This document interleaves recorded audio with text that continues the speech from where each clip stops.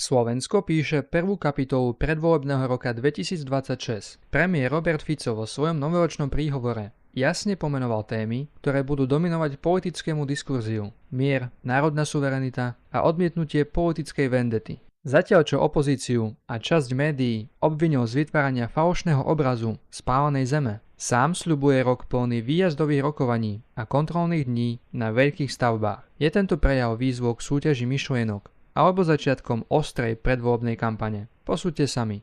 Drahé Slovenky, Slováci, vážení priatelia. Šťastný nový rok 2026 želám vám, ale aj celému nášmu Slovensku, oslávencovi. A dnes oslavujeme 33. výročie vzniku našej samostatnej vlasti. A Kristove roky sú určite dôvodom na vážne pripomenutie tejto pre Slovenky a Slovákov tak významnej udalosti. Zo Slovenska posielam pozdraví do celého sveta. Kremnické bane a kostol svätého Jána Krstiteľa sa najčastejšie uznávajú ako geografický stred Európy. Preto v duchu mojej zahraničnej politiky na všetky 4 svetové strany vynšujem len to najlepšie všetkým na západe, po anglicky Happy New Year, na juhu po taliansky Buon anno, na severe po švédsky Gott mit Ur a na východe po rusky s Novým godom. Vážení priatelia, vždy som sa vyhýbal prázdnym slovám, frázam, farizejstvu či sebaklamu. Aj dnes ráno, 1. januára 2026, chcem hovoriť priamou rečou.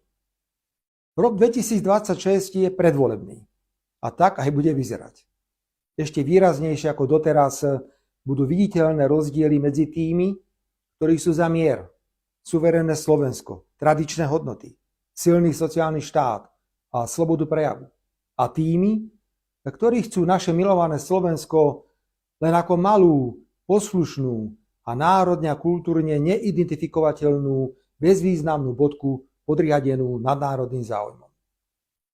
Naďalej sa bude prehlbovať rozdiel v pohľade na slovenskú realitu.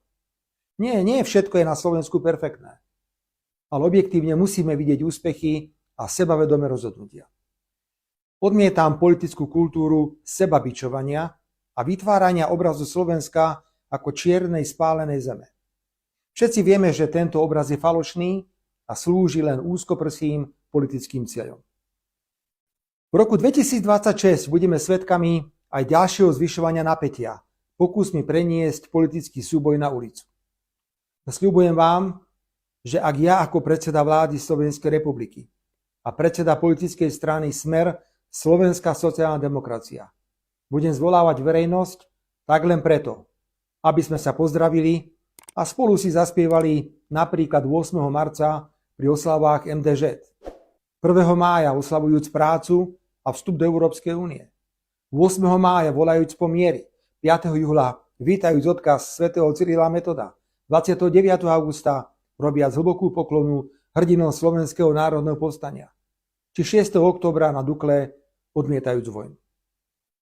Drahé Slovenky, Slováci, osobitne vás všetkých prosím, aby sme spoločne volali po mieri a urobili všetko pre mierové spolunažívanie národov. Mier nie je prázdne, sprofanované slovo. V dnešných časoch musí byť mier základom nášho snaženia, nášho bytia. Pretože ako jeden múdry človek povedal, mier nie je všetko, ale bez mieru je všetko ničím. Som doslova zhrozený za akou ľahkosťou a vypočítavosťou sa mnohí lídri Európskej únie pozerajú na nezmyselné zabíjanie Ukrajincov a Rusov, nám blízkych Slovanov. Vážení priatelia, na začiatku roka si nezvyknem dávať predsavzatia. Patrí medzi tých, ktorí ak chcú niečo urobiť alebo začať robiť, nečakajú na 1. január.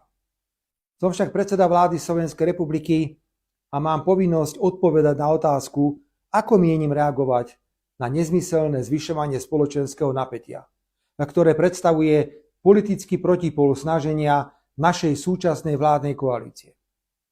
Vždy som veril, že demokracia je súťažou najlepších o najlepšie myšlienky. Súťaž, v ktorej rozhodujú objektívni rozhodcovia, voliči v slobodných demokratických voľbách. Na takúto súťaž v roku 2026 vyzývam. Vyzývam k rešpektovaniu slobody prejavu, iného názoru.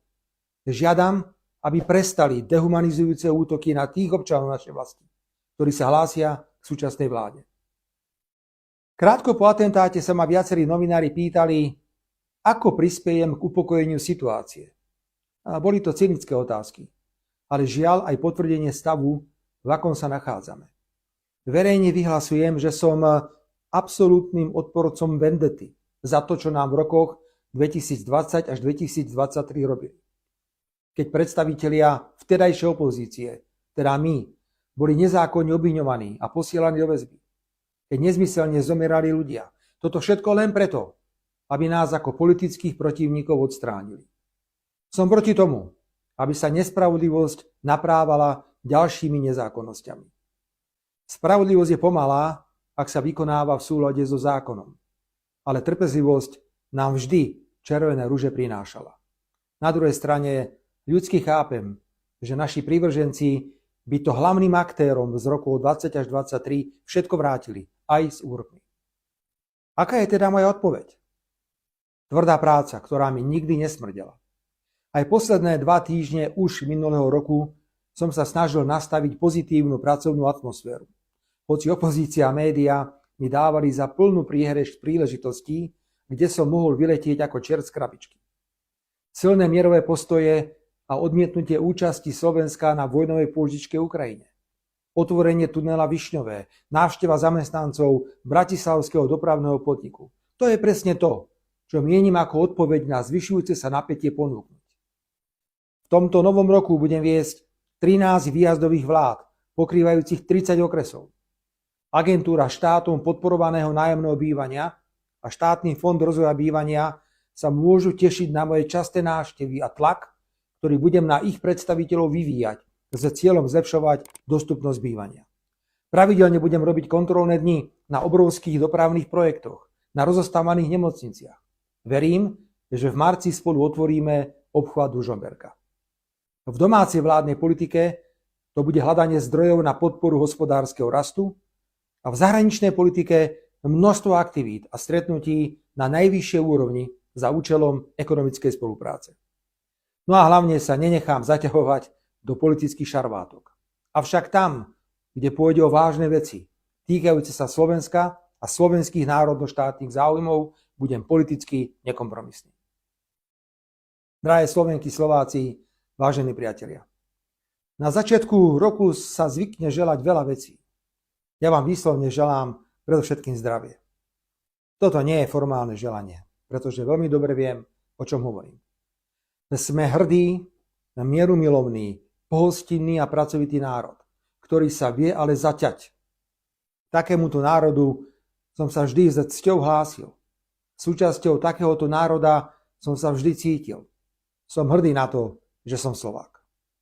Nech žije oslávenec Slovenská republika. Nech sa nám všetkým darí. Pekný 1. január 2026. Pre viac politických videí dajte odber. Toto bol Politický priestor.